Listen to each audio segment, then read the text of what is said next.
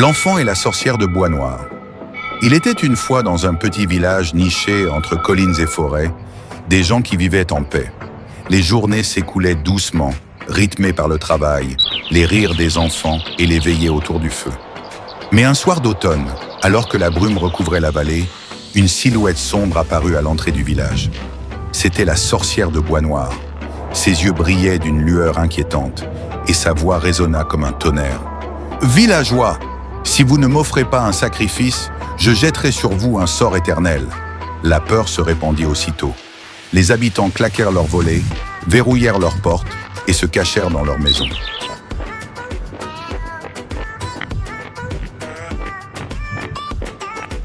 Plus personne n'osa bouger, plus personne, sauf un enfant, qui vivait dans une petite maison au grenier. Il n'avait pas peur.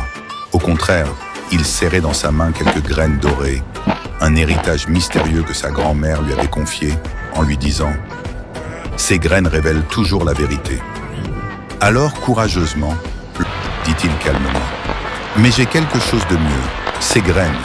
Elles apportent une récompense cachée. Veux-tu les prendre ?» Intriguée, la sorcière tendit sa main.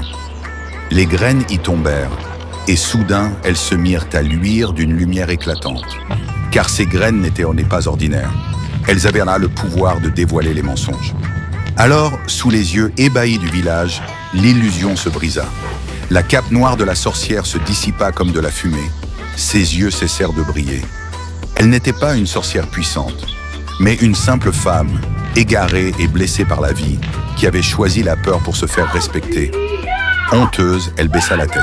« Pardonnez-moi, je voulais qu'on me craigne, mais au fond, je cherchais seulement qu'on m'écoute. » L'enfant lui sourit, car jamais il n'avait vu en elle un monstre.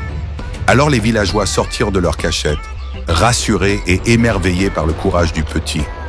Et depuis ce jour, la femme que l'on appelait autrefois la sorcière de Bois Noir devint un membre du village. Chaque soir, au coin du feu, elle racontait aux enfants des histoires étranges et merveilleuses. Sa voix, jadis terrifiante, résonnait désormais comme une berceuse. Le village, qui avait connu la peur, apprit alors qu'on peut trouver une amie là où l'on croyait voir une ennemie. Morale: la vérité éclaire toujours les ténèbres, et le courage d'un seul enfant peut changer tout un village.